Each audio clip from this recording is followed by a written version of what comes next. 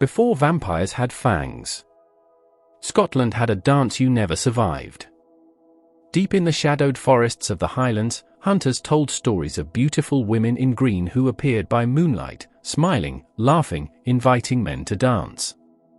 By dawn, only blood-soaked grass remained. These were not ghosts, not demons. They were Baobhan Sith, the deadly fairy women of Celtic folklore, whose beauty hid hooves, claws, and an ancient hunger. In this video, we uncover the true myth, history, and meaning behind the dancing death of Celtic Scotland. Thank you for watching, and welcome back to the channel, where forgotten myths still breathe. Beneath the Pines, a Highland night of invitation. The Scottish Highlands have a way of swallowing sound. When the sun sinks behind the jagged hills and the wind begins to creep through the glens, even seasoned travelers feel it, that sense that the land is awake, listening. Pines stand like silent witnesses, their dark needles whispering secrets older than any village, older than any church bell. In such places, stories are not told for entertainment. They are told for survival. It was beneath such pines, the stories say, that 4 hunters found themselves one cold Highland night. They had traveled far from their settlement, following deer trails deep into the forest. The hunt had been good, too good, perhaps, and dusk arrived before they realized how far they had wandered. With night pressing in and wolves rumored to roam these woods, they did what men had done for generations. They built a fire and settled in to wait for dawn. Iron knives lay close at hand. Boughs rested against tree trunks.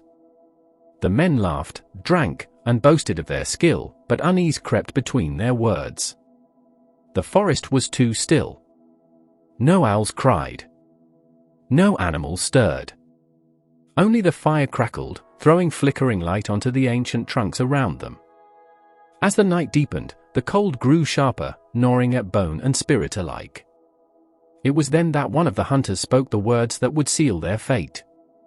"If only we had women here," he said with a grin, trying to chase the chill from the air. "Music, laughter, a dance to warm us."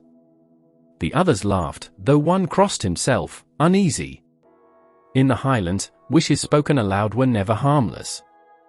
Words carried weight. Everyone knew that. The wind shifted. From beyond the circle of firelight came the faintest sound, soft, melodic, unmistakably music. No instrument could be seen, yet the tune drifted closer, weaving through the trees like a living thing. The hunters rose to their feet, hearts pounding, eyes straining into the darkness. Then they appeared. 4 women stepped into the firelight, as graceful as if they had been waiting just beyond sight. Their beauty was undeniable, pale skin glowing in the flames, long hair flowing loose over their shoulders, eyes bright with warmth and promise. They wore dresses of deep green silk that shimmered like leaves after rain, moving as though stirred by a breeze no one else could feel. "We heard your wish," one of them said, her voice soft and musical. "Would you dance with us?" Relief washed over the men, overpowering reason. Loneliness, fatigue, and desire blurred the sharp edges of caution. These were no spirits, they told themselves, only women, perhaps travelers like them, drawn by fire and company. The old story suddenly felt distant, foolish. All but one man stepped forward. The 4th hunter lingered near his horse, unease tightening his chest. Something was wrong. The women's feet were hidden beneath their dresses, never quite touching the ground as they moved. Their shadows flickered strangely, stretching too long across the forest floor. Still, the dance began. The music grew louder, faster, pulling the dancers into its rhythm. The women moved with unnatural grace, spinning and laughing, their hands cool as winter stream water. The hunters laughed too, breathless and exhilarated, their feet pounding the earth in time with the unseen tune. Then the laughter turned to screams. One man staggered back, clutching his chest as blood bloomed across his tunic. Another collapsed without a sound, his skin already paling, his strength draining as if pulled from him by invisible hands. The women's smiles sharpened, their eyes gleaming with hunger. Nails lengthened into claws. Teeth flashed white and red in the firelight. They were not dancing anymore. They were feeding. The lone hunter near the horse watched in horror as the truth revealed itself. As one of the women spun, her dress lifted just enough for him to see what lay beneath, dark, cloven hooves, like those of a deer. The old story surged into his mind with terrible clarity. Baobhan Sith. Fair folk of the forest. Not ghosts. Not demons. Something older. Something bound to the wild itself. Panicked, the hunter pressed himself against his horse's flank, gripping the iron of its horseshoes. One of the Baobhan Sith turned toward him, her gaze locking onto his. She advanced, her beauty intact, her claws slick with blood, but she stopped short, recoiling as if an unseen barrier burned her skin. Iron. She hissed, a sound more animal than human, and retreated into the shadows. The others followed, their laughter echoing through the trees as they vanished with the dying fire. By dawn, the forest was silent once more. 3 bodies lay beneath the pines, drained and lifeless, their faces frozen in terror. The survivor stumbled back to his village, pale and shaking, carrying the story that would be told again and again beside hearthfires and church doors. The beautiful predator, appearance and behavior. In the folklore of the Scottish Highlands, fear rarely announced itself with claws bared or fangs exposed. Instead, it smiled. It danced. It reached out a graceful hand beneath moonlight and invited you closer. This is the true terror of the Baobhan Sith, not her violence, but her beauty. To understand why this creature haunted Highland stories for centuries, one must look closely at how she appeared, how she moved, and how she hunted. The Baobhan Sith was not a beast that chased its prey. She was a predator that waited to be welcomed. The face of enchantment. Descriptions of the Baobhan Sith are remarkably consistent across Scottish oral traditions.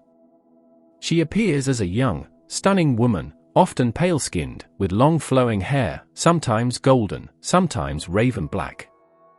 Her beauty is not exaggerated into the grotesque, it is believable, human, and deeply alluring. This was essential. A monster too strange would be avoided. A monster too familiar would be trusted. Her clothing is always described as green, a color deeply significant in Celtic folklore. Green was associated with the fair folk, the other world, and the hidden forces of nature. To wear green in the wild was considered dangerous, even disrespectful, because it marked the wearer as belonging, willingly or not, to the realm of the side. The Baobhan Sith's green dress was not decoration. It was a declaration of her nature. At first glance, nothing seems amiss. Her eyes shine with warmth. Her voice is soft, melodic, and inviting. She laughs easily, speaks kindly, and often appears exactly when men are lonely, tired, or emotionally vulnerable. In many stories, she and her companions emerge suddenly from the forest after a wish or longing has been spoken aloud, reinforcing the Celtic belief that spoken desire could summon forces beyond control. But the illusion is never perfect. The hidden hooves. The most infamous physical detail of the Baobhan Sith is what lies beneath her dress. While her upper body is entirely human, her feet are not. Beneath the flowing green fabric are the hooves of a deer. This detail is critical to understanding the creature's symbolism. Deer were sacred animals in Celtic culture, associated with forests, liminality, and the boundary between worlds. They were creatures of grace and speed, but also of the hunt and bloodshed. By giving the Baobhan Sith deer hooves, the folklore ties her directly to the wild itself, not domesticated nature, but untamed, indifferent wilderness. The hooves are always hidden. The Baobhan Sith dances in such a way that her feet never fully reveal themselves. Her movements are fluid, hypnotic, almost ritualistic. Only those who survive, or arrive too late, discover the truth. This concealment reinforces the lesson embedded in the myth: danger does not always announce itself. Sometimes it is carefully disguised. Cold touch and clawed hands. Those who come close enough to touch the Baobhan Sith often notice something unsettling. Her skin is described as unnaturally cold, even in the heat of dance. Her hands, though delicate in appearance, grip too tightly. Fingernails are sometimes said to be long, sharp, and stained dark either from blood or from the forest itself. These small inconsistencies build unease in the stories. The Baobhan Sith does not immediately attack. She allows doubt to grow slowly, paralyzing her victims with confusion. Is something wrong? Or is fear simply imagination? In Highland folklore, hesitation often came too late. The dance as a weapon. Dance is not incidental to the Baobhan Sith. It is her primary weapon. In Celtic culture, dance was sacred. It was used in seasonal festivals, communal bonding, and spiritual rites. To dance was to align oneself with rhythm, land, and unseen forces. The Baobhan Sith corrupts this sacred act. She turns dance into a trap. Once the dance begins, it does not stop. The Baobhan Sith dances tirelessly, far beyond human endurance. Her victims grow weaker with every step, their breath shortening, their legs trembling. Some stories suggest she drains vitality even before blood is spilled, feeding on exhaustion and life force through motion itself. When the victim can no longer continue, the Baobhan Sith moves in close. There is no dramatic transformation. No monstrous reveal. She simply feeds. Blood without the bite. Unlike later vampire legends, the Baobhan Sith does not rely on fangs. Instead, she uses sharp nails or supernatural force to draw blood. The feeding is efficient and merciless. Victims are often found completely drained, their bodies pale and lifeless, collapsed where the dance ended. Blood in Celtic belief represented more than survival. It was essence, ancestry, and spirit. To take blood was to steal identity itself. This is why the Baobhan Sith is so feared. She does not merely kill, she consumes what makes a person alive. Importantly, the Baobhan Sith does not raise the dead, spread curses, or create more of her kind. She leaves nothing behind but silence. This places her closer to a predatory spirit than a traditional undead creature. Selective predation. The Baobhan Sith does not hunt randomly. Her victims are almost always men, particularly hunters, travelers, or soldiers, those who venture deep into forests and away from communal protection. This reflects the realities of Highland life, where isolation in wild landscapes was common and often deadly. Some scholars interpret this pattern symbolically. The Baobhan Sith may represent a warning against arrogance in the wilderness, a personification of nature striking back at those who exploit it, a cautionary figure tied to male vulnerability and unchecked desire. She appears most often at night, during rest, celebration, or moments of lowered guard. The myth reinforces a central Celtic belief: the wild is never neutral. Aversion to iron. Despite her power, the Baobhan Sith has a critical weakness: iron. Iron weapons, iron buckles, and especially iron horseshoes repel her. In several stories, the lone survivor escapes by pressing himself against his horse, whose iron-shod hooves form a protective barrier. The Baobhan Sith circles, enraged but unable to cross the iron's influence, until dawn forces her retreat. Iron represented human advancement, boundary, and order. In folklore, it disrupts fairy magic, anchoring reality against the other world. The Baobhan Sith's fear of iron marks her as a being that does not belong fully in the human world. Pagan roots and nature spirits. Long before the Baobhan Sith danced beneath moonlit pines as a creature of fear, she belonged to the land itself. To understand her true origin, one must step back into a time before churches pierced the skyline, before written scripture replaced oral memory, into a world where forests were sacred, animals were messengers, and nature was alive with spirit and intention. For the ancient Celts of Scotland, the natural world was not a backdrop to human life. It was a living, breathing presence, filled with unseen beings who demanded respect. Rivers had voices. Stones remembered. Trees were elders. Within this worldview, spirits were not divided into good and evil as later belief systems would insist. They were forces, capable of blessing or destroying depending on how humans behaved toward the land. The Baobhan Sith appears to have emerged from this older, pagan understanding of nature as both beautiful and deadly. The forest as a sacred threshold. In Celtic cosmology, forests were liminal spaces, places where the boundaries between worlds thinned. To step beneath the canopy of ancient pines was to step closer to the other world, known in various traditions as Tir Ena Nog or the realm of the Sith. These were not distant heavens or hells, but overlapping realities, brushing against the human world in quiet, dangerous ways. The Baobhan Sith's preferred hunting ground, the deep highland forest, is no coincidence. Forests were believed to house spirits tied to specific locations, groves, glens, rivers, and hills. Such spirits protected the balance of the land. Hunters who took more than needed, travelers who disrespected sacred places, or men who entered the wild with arrogance rather than humility were vulnerable to punishment. In this context, the Baobhan Sith was not originally a random predator. She was an enforcer of balance, a spirit of the wild responding to human transgression. Deer, femininity, and the spirit of the hunt. One of the most striking features of the Baobhan Sith is her hidden deer hooves, revealed only when it is too late. This detail points to a much older symbolic layer rooted in Celtic reverence for the deer. Deer were sacred animals across Celtic Europe. They symbolized the forest itself, fertility and life cycles, the boundary between the human and spirit worlds. Stags, in particular, were associated with sovereignty and the hunt, while hinds were linked to femininity, intuition, and transformation. To wear the form of a deer was to embody the spirit of the land, graceful, watchful, and untouchable.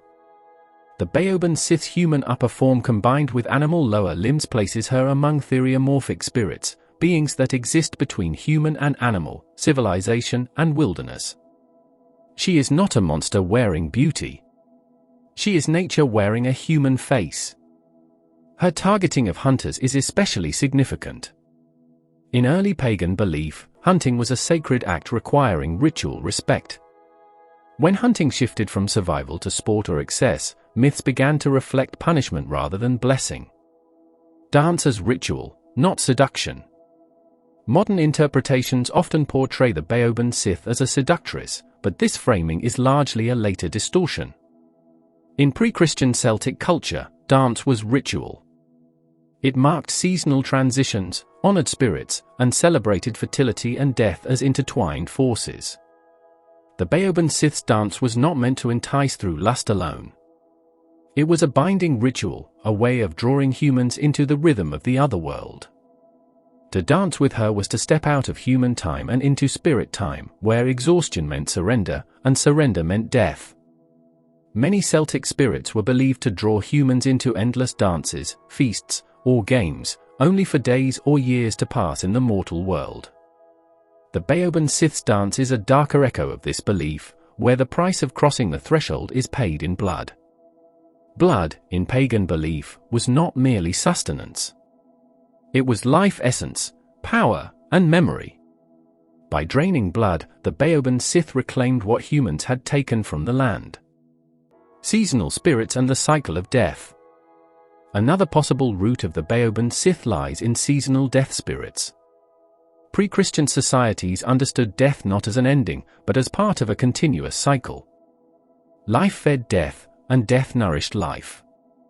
The Baobhan Sith may represent the darker half of fertility myths, the moment when growth gives way to decay. Her green dress, often misunderstood as simple fairy attire, ties her to vegetation and renewal. Green is not only the color of life, but also of rot, moss, and shadowed forests where old things decompose to make room for new growth. In this sense, the Baobhan Sith is not opposed to life. She is necessary to it. From guardian to predator. As human settlement expanded and forests were cut back, the relationship between people and nature changed. The wild became something to conquer rather than coexist with. Spirits once respected as guardians were increasingly feared as threats. It is during this transition that the Baobhan Sith's image darkened. She shifted from a spirit enforcing balance to a creature portrayed as inherently malicious. The stories grew sharper. The deaths more graphic. The warnings more explicit. This transformation reflects a broader pattern seen across European folklore. When sacred landscapes are destroyed, their spirits become demons in memory. A spirit misunderstood. Seen through a pagan lens, the Baobhan Sith is not a vampire, nor a demon, nor a simple fairy tale villain. She is the embodiment of the forest's ancient law, a reminder that nature grants beauty and abundance, but demands respect in return. Her dance is not an invitation. It is a test. Those who recognize the danger, who carry iron, who keep humility in the wild, survive. Those who treat the forest as a playground or possession do not. And so, beneath the fear and bloodshed of later retellings, the Baobhan Sith still carries the echo of her original role, a nature spirit born from a world where the land was alive, and always watching.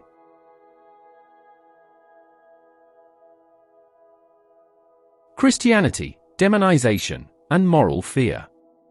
When Christianity began spreading across Scotland between the 5th and 9th centuries, it did not arrive in an empty spiritual landscape. The Highlands and Islands were already alive with spirits, forest guardians, water beings, ancestral presences, and the dangerous yet sacred BAA-van Sith, the fairy folk. For the early Christian missionaries, these beings posed a problem. They were too deeply woven into daily life to be erased outright. Instead, they were reinterpreted, reframed, and often demonized. The Baobhan Sith is one of the clearest victims of this transformation. Before Christian moral frameworks took hold, supernatural female beings in Celtic belief were not automatically evil. They were powerful, unpredictable, and bound to nature rather than morality. A spirit could bless or destroy depending on how humans behaved. The forest was not good or evil, it was alive. The Baobhan Sith likely began as a liminal figure tied to wilderness, fertility, and death, a being who embodied the dangerous beauty of the untamed highlands. But Christianity introduced a new worldview, one that demanded moral binaries, holy or sinful, divine or demonic. Within this framework, there was no comfortable place for a beautiful female spirit who danced in the forest at night. Christian monks and clerics, tasked with recording folklore and converting pagan populations, began to reinterpret fairy beings through biblical lenses. The Sith were no longer residents of the other world but fallen angels, demons, or deceivers meant to lead humans astray. The Baobhan Sith, with her seductive charm and blood-drinking habits, fit perfectly into emerging Christian anxieties surrounding temptation and sin. Beauty became a weapon. Dance became a trap. In earlier Celtic traditions, dance was sacred. Seasonal festivals like Beltane and Samhain involved ritual movement, music, and trance, often performed outdoors at night. These practices connected communities to cycles of life, death, and renewal. Christianity, however, viewed such rituals with suspicion. Nighttime gatherings, forest ceremonies, and ecstatic movement were increasingly framed as dangerous, immoral, or diabolical. The Baobhan Sith, who lured men through dance, became a mythic embodiment of this fear. She was no longer just a forest spirit. She was a warning. Her victims also changed in meaning. Hunters, travelers, and solitary men were not merely unlucky wanderers, they became moral examples. Men who strayed from safety, who gave in to desire, who followed music into the dark, were punished. The Baobhan Sith thus became a tool of moral storytelling, reinforcing Christian values through fear rather than reverence. Female supernatural power was especially threatening in a Christianized worldview. Pagan cultures often revered goddesses and female spirits associated with fertility, sovereignty, and the land itself. Christianity, however, increasingly cast powerful women into narrower roles: saints, mothers, or sinners. Any woman outside these boundaries was suspect. The Baobhan Sith, independent, seductive, and lethal, was easily transformed into a figure of moral corruption.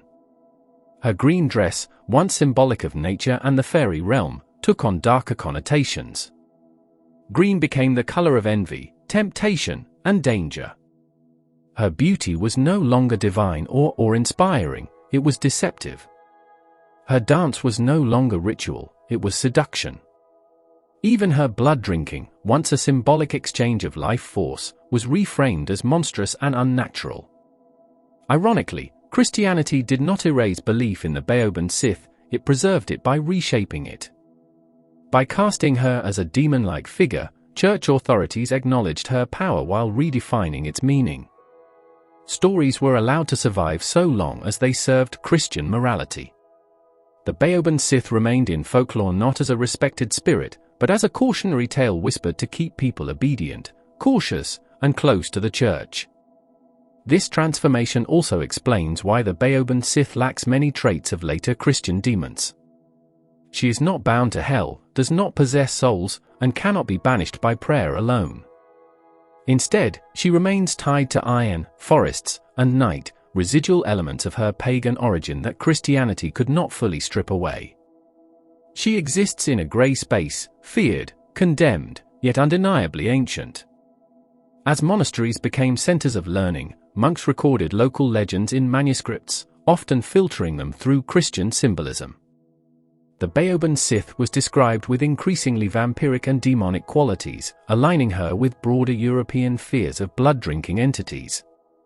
Yet unlike continental demons, she remained uniquely local, bound to the Scottish landscape. This tension reveals the limits of Christianization. Belief could be reshaped, but not entirely replaced. Over time, the Baobhan Sith became a moral mirror. She reflected Christian fears of lust, vanity, and temptation, especially as they related to women and the wilderness. To dance with her was to abandon restraint. To follow her was to step outside divine order. In this sense, she functioned much like the biblical Eve or medieval succubi, figures used to externalize internal human struggle. Yet beneath the layers of demonization, traces of the older spirit remain. Her connection to nature, her rules and limitations, and her dependence on human behavior all point to a pre-Christian worldview where balance mattered more than obedience. The Baobhan Sith punishes not sin, but recklessness. She does not hunt the faithful in churches, but the careless in forests. By the late medieval period, the transformation was complete. The Baobhan Sith had become a creature of fear rather than reverence, a dark fairy whose dance led only to death. But the fear she inspired was not accidental, it was cultivated. Through her, Christianity taught lessons about control, morality, and the dangers of the old ways. And yet, the myth endured because it still spoke truth. The forest remained dangerous. Desire still led people astray. Beauty could still kill. The Baobhan Sith survived not because she was a demon, but because she represented something Christianity could never fully tame: the wild, feminine, and ancient power of the land itself. From Baobhan Sith to vampire lore. Long before coffins, crucifixes, and capes entered the popular imagination, the idea of a beautiful being who fed upon human life already stalked the edges of European folklore. The Baobhan Sith belongs to this older, shadowy lineage, a proto-vampire whose hunger, seduction, and nocturnal violence predate the literary vampire by centuries. To understand how later vampire myths emerged, one must first recognize creatures like the Baobhan Sith as ancestral figures, born from cultural fears rather than Gothic fiction. In early Celtic belief systems, blood was not merely a substance, it was life itself. To drain blood was to steal vitality, memory, and spirit. The Baobhan Sith does exactly this, yet without the now familiar mechanics of vampirism. She does not rise from the dead. She is not cursed through contagion. She is not bound to a coffin or repelled by holy symbols. Instead, she is a living supernatural predator, an embodiment of the dangerous otherworld crossing into human space. This distinction is crucial. The Baobhan Sith is not undead, she is other than human. Her feeding is an act of nature rather than corruption. In this way, she resembles ancient spirits more than later vampires, whose narratives are shaped by Christian theology and moral punishment. Where the vampire is often a sinner damned by God, the Baobhan Sith is a being following her nature, terrifying, but not morally framed in the same way. Across Europe, similar figures appear in parallel traditions. In Ireland, the Dig Dew is a female revenant who seduces men and drains their blood, often described as tragically beautiful and bound to a specific landscape. In Greece, Lamia evolves from a grieving mother into a child-devouring demoness who feeds on life and desire. Slavic folklore introduces vampiric beings like the Yupa and Strigo, entities that blur the line between restless dead and demonic spirits. Each reflects local anxieties, yet all share a core motif: desire leading to death. What separates the Baobhan Sith from these later traditions is her ritualized method of predation. Dance plays a central role. In Celtic society, dance was not mere entertainment, it was ritual, courtship, and communal bonding. To dance was to open oneself emotionally and physically. The Baobhan Sith exploits this vulnerability, transforming a sacred social act into a lethal trap. This is a thematic ancestor of later vampire tales, where intimacy, kissing, embracing, inviting someone inside, becomes the moment of doom.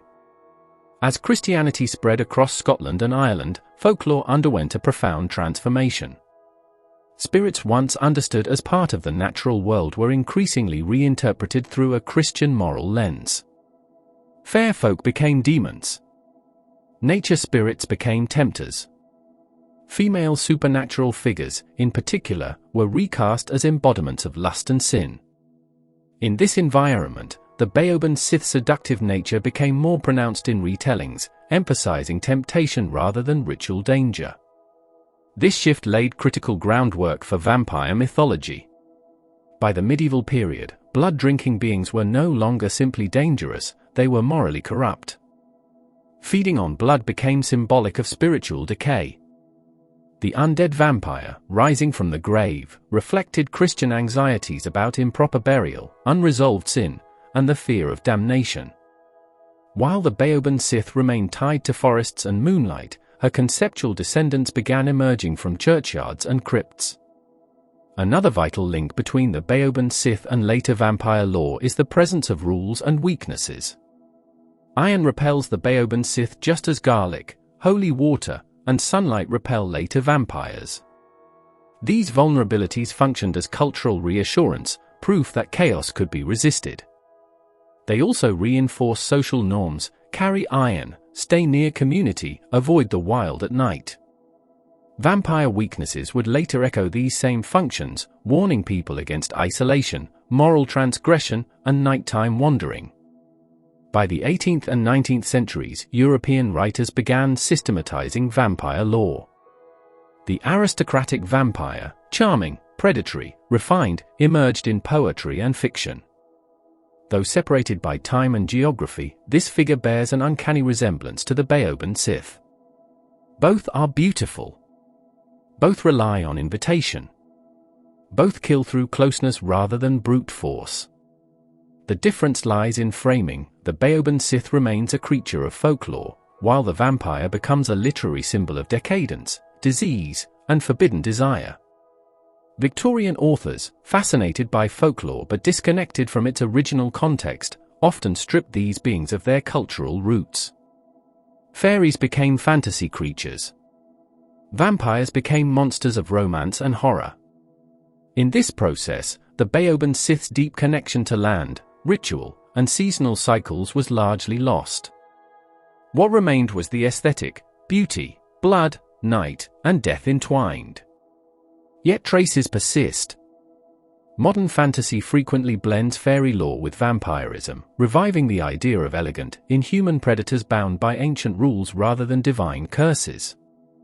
Games, Novels and horror films increasingly portray vampires as nature-bound entities rather than purely undead, echoing the Baobhan Sith's origins.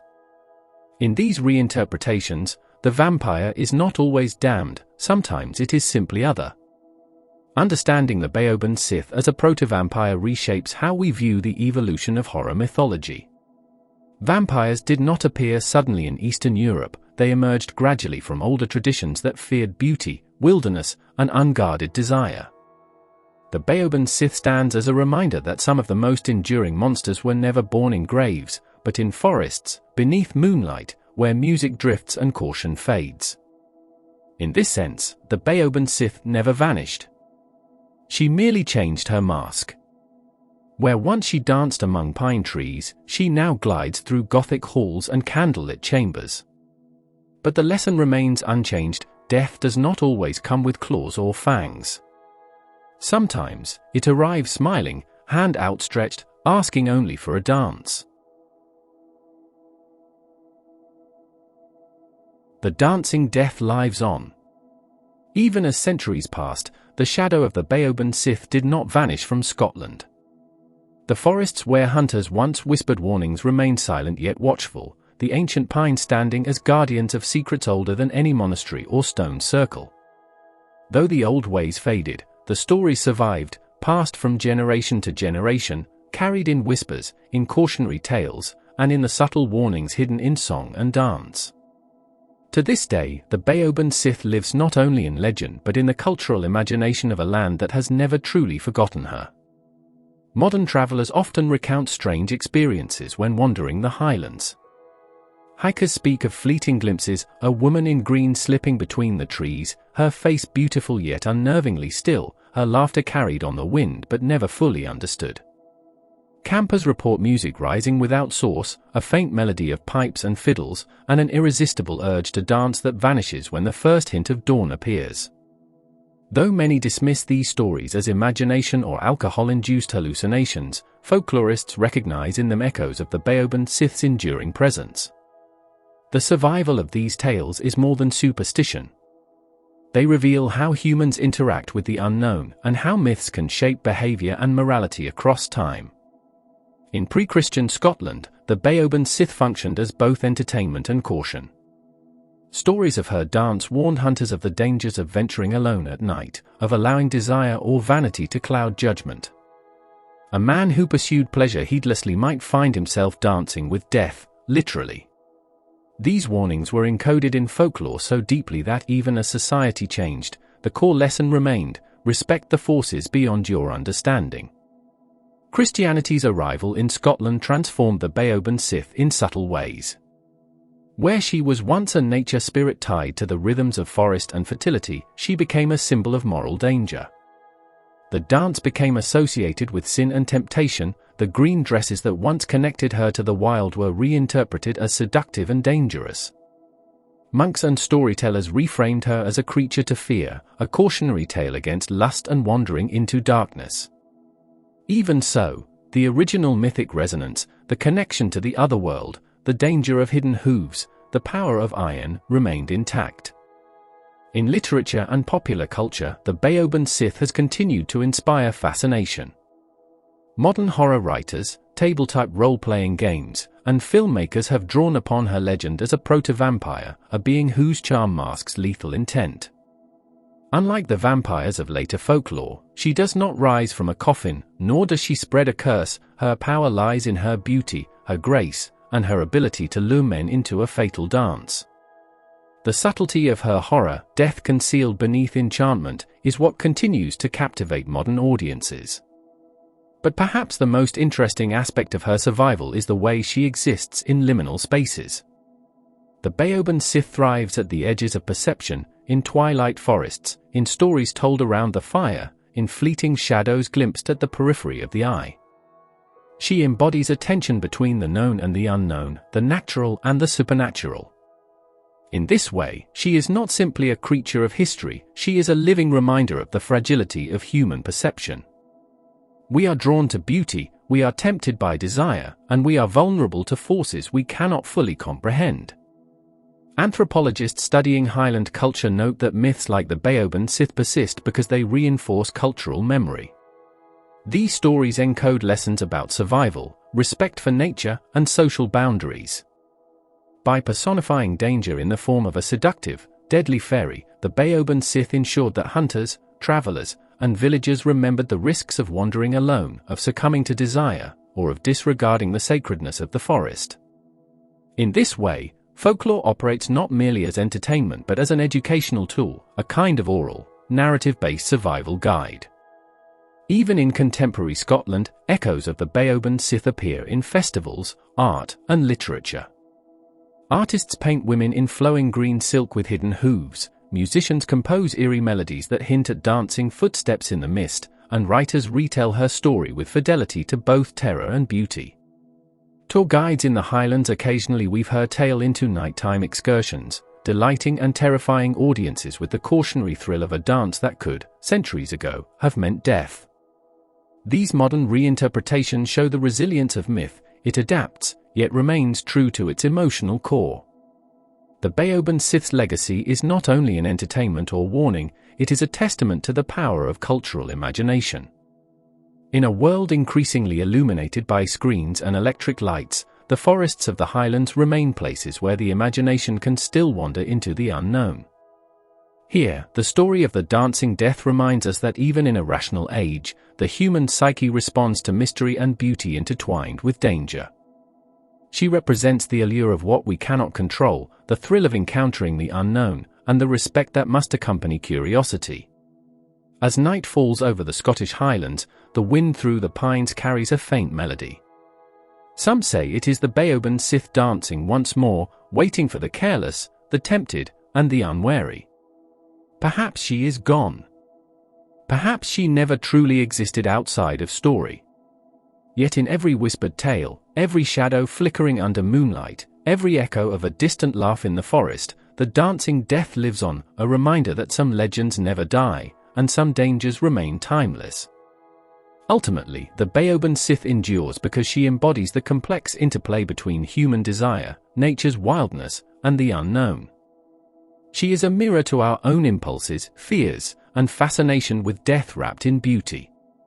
From the ancient pines to modern imagination, from oral folklore to horror fiction, the dancing death of Celtic Scotland remains a haunting figure, proof that myths do not vanish with time, they evolve, persist, and continue to teach us, sometimes in whispers, sometimes in terror. Long after the music fades, the Baobhan Sith still waits in the forests of Scotland, where beauty masks danger, and one careless step can become a final dance. These stories survived not because they were entertaining, but because they were warnings: respect the wild, fear the night, and never trust what glitters in the dark. The dancing death reminds us that some myths endure because they speak to something ancient still watching from the trees. Sparkles, thank you for watching and staying until the end. If you enjoyed this journey into Celtic folklore, like, subscribe, and join us, because there are many more forgotten beings waiting to be remembered.